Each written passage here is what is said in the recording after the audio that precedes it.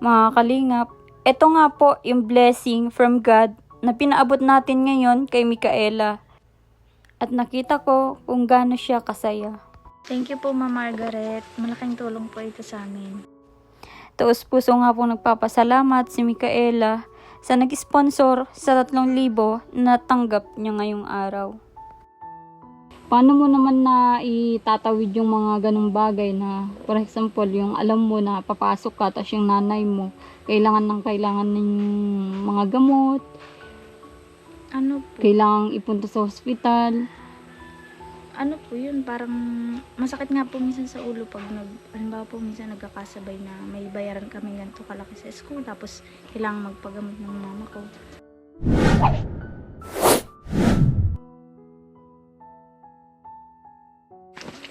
Once again mga kalingap, ngayong araw ay nandito tayo. Balikan natin yung mga tinutulungan natin. At shoutout nga po pala kay Ma'am Margaret, ayan, from UK. Ayan, siya yung pong nagtulong sa atin sa mga tinutulungan natin. May pinaabot po siyang blessing para sa mga tinutulungan natin. Sana nandito si Micaela. Tao po! Micaela! Tao po! Hello po. Oh, nandito ka. Wala kang pasok? Pero po mamaya. Mamaya, anong oras? 5 po. 5? May event po sa school niya. May event. Ay, parang ano ngayon Teacher's Day ba? Oh, okay. Kumusta na? Nagising pa lang po. Natulog ka? Bakit kaninang umaga walang hindi kayo pumunta sa Ikaw, kuha ka ng upuan mo para hindi ka nakatayo. Oh. Barada ang ilong. May mga sipon. May mga sipon po at maulan baga po. Oo. Kumusta ang pag-aaral mo, Micaela? Okay naman po. Okay naman. Natapos lang po mag-exam. Natapos na din. Maganda, at sabi ni mama mo ay haggard ka na daw sa pagre-review. Lagi naman pong haggard. Oo. May event pala ngayong araw sa school mo, Micaela. Kasi nung nakaraan pumunta ko dito, wala ka. Siguro po ay nasa school pa po ako. Meron nga at tawag doon, sabi ni mama mo, exam nyo. Oo. Masaya ka naman at tapos na yung exam nyo. Kumusta yung result? Wala pa naman po, hindi pa nag-check ng Okay. May mga ilan pa po kami yung subject na hindi pa na exam. Natatapos. Ibig sabihin hindi pa pala tapos. Kumusta yung mga kapatid mo? Pumapasok din sila sa school? Wala mo pa pero pang lang po sila, half day lang. Si papa mo? Nasa trabaho po, na Katabaguangan po. Anong trabaho niya doon? Medyo malayo yun, di ba? Po yata kay Kuya Tito. Kakawit po yata. Nagkakabit sila ng nyog. Nakikiarawan. Okay. Paano yun, yung pang-araw-araw nyo? Sinong naghahanap buhay siya? Si papa mo? Ganun lang yung hanap buhay nyo, yung nakikiarawan. Tapos, bibili nyo ng pagkain nyo. Wala na yung bigas nyo, no? Wala. Sabi ni mama, naubos na. Kumusta naman yung cellphone mo? Okay pa? Okay naman po. Maganda naman po siyang gamitin. Hindi naman nagpo-full, Okay naman po. maigi naman kung ganun at maganda yung quality ng cellphone. Asan yung kapatid mo yung dalaga? Ewan ko po, baka po may pinuntahan. Ayun, Micaela, nagpunta lang ako dito para kumustahin nga yung pag-aaral mo at yun naman yung mo, diba? Pang araw-araw wala namang iba. May ipapakita ka ba sa amin ngayon? Sabi mo, ngayong ka magpakita ng talent mo kasi mga kalingap. Si Micaela ay marunong din kumanta. Micaela? Parang nabigla si Micaela. Pwede naman po. Kaya lang po, ayan.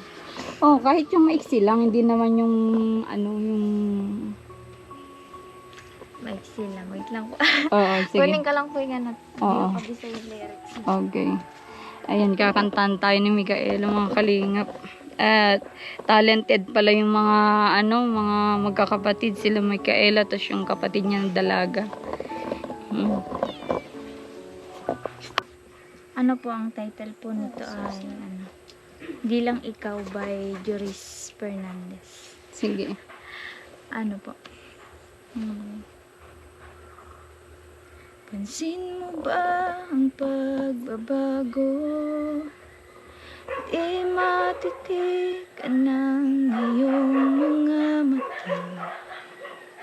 Tila hindi na nananabik. Tila hindi na nananabik sa iyong yakap at halik. Sana'y malaman mo, hindi sinasadya. Kung nais ko ay maging malaya.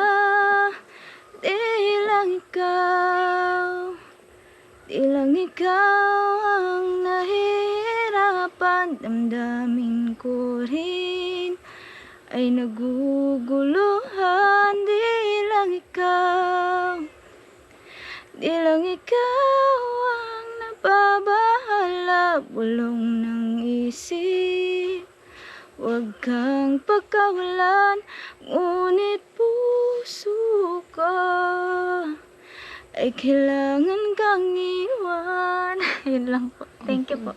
Thank you. Ayun mga kalingap, narinig nyo yung boses ni Micaela. Meron din palang boses si Hindi Micaela. naman po. Oo. Pangbahay lang po yun. Ano yun, Micaela? Since ba ay naranasan mo din makisali sa mga One time lang po, nung 14 years old po siguro ako, noon, or 15. Nagsali po ako sa amateur dyan sa may, barangay po. sumali ka na. Pero sa school nyo ngayon, hindi mo pinapakita yung talent mo? Ay, hindi naman po. Hindi. Ayoko pong kasi marami din naman pong magaling dyan sa Oo. Kaya, Madami kasing mga Bicolanong may talent, mahilig sa music, sa sayaw. Marunong ka din sumayaw. ay, yun po, medyo hindi ako dun biniyayaan ni Lord ng talent. Okay. Marunong po siguro, kaya lang hindi ko pa siya kumbaga, dahil sa pagkamahiyain, parang hindi ko siya na-develop sa katawan Oo. ko. Ganun. Kaya pero yung kanta naman kahit saan ka naman, Laban na laban. oo, kahit nasa CR, nasa Opo. kwarto ka, Pag 'di ba? naghugas, Pag naghugas, 'di ba? Pwede mong ma-develop, pwede mo pang ma-improve, 'di ba? Pero maganda. Gusto mo nang sumalang sa tawag ng tanggalan? kung kung papalarin. Kung papalarin. Kung papalarin, ayan. May mga kailangan kasi school mo, Micaela. Lang po, yun nga lang po mga pag magde-demo po, yung mga IMs po, yung mga pentouch. Pentouch, wala ka pa nun. Wala ka pang nabili. Oo. Ayan mo't may nagpabigay ng blessing ngayong araw, ipaabot ko sa iyo. Talaga Thank you po. Oo, para sa allowance mo din, sa mga kailangan mo sa school, syempre. Sinabi ko dati, bilhan ko kayo ng bigas, pero ikaw na lang bahala na mag-budget, ipahawak ko na lang sa iyo. Ayan, pwedeng pahawak kay Totoy. At paabot ko lang yung mga kalingap, yung pabigay kay kay Micaela. Bigay po ito ni Ma'am Margaret from UK. Ayan, thank you so much po Ma'am sa blessing. Ito po yung blessing na galing kay Ma'am Margaret ay 7,000. Pinabigay niya po na pang-allowance ni Micaela at para din po kay Tatay Filomeno. Ayan, parang hati lang po sila. Yan, i-share po natin kay Micaela. Ito, Micaela, Namatay. Bakit namamatay? Uli. Hindi siya namatay. Ayan. Ayan. O yung 1K, ayan 1K nga mga kalingap yung naabot ko na. 2K, 3K, ayan. 3,000 pesos yung pinaabot ni Ma'am Margaret kay Micaela. Ayan. Anong masasabi mo kay Ma'am Margaret? Thank you po, Ma'am Margaret. Malaking tulong po ito sa amin. Oo. Masaya ka ba, Micaela, sa blessings?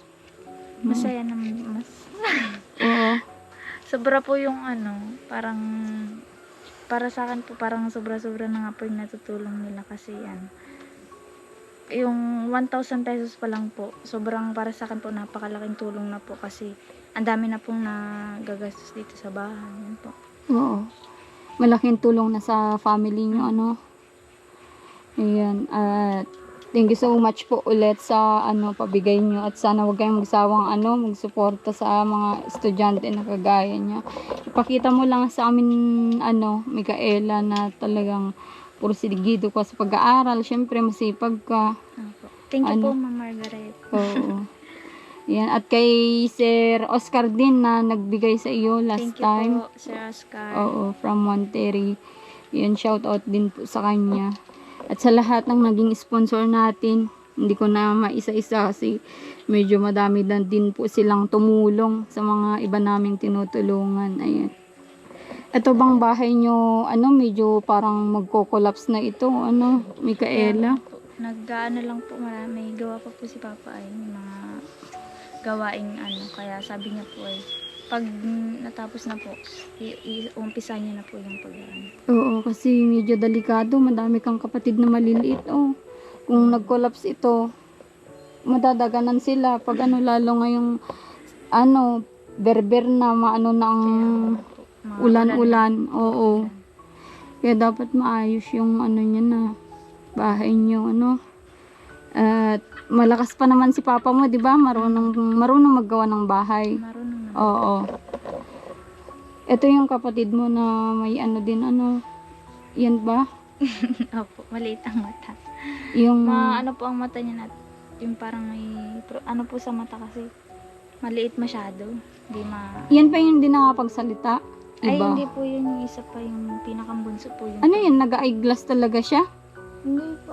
Pag lang, pag gumagamit ng cellphone kasi naano yung mata niya. Oh, okay. Oo. Sana malaking tulong yung mga bagay na naibibigay namin sa iyo, Micaela. Sobrang laking tulong po. Higit pa sa malaking tulong. Oo. Thank you po. Lalo na po yung yung cellphone po kasi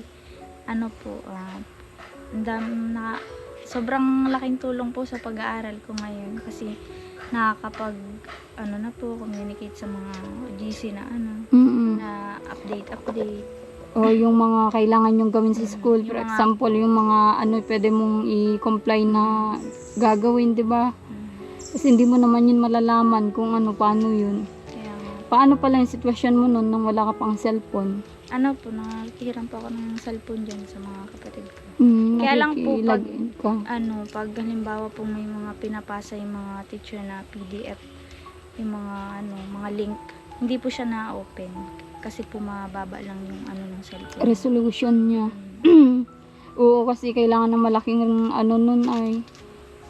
Kaya po yun. Oo. Kaya sobrang laking tulong po talaga ng cellphone sa akin. Oo. Sabi ko nga po kahit yun lang po talaga, kahit wala nang super thankful po.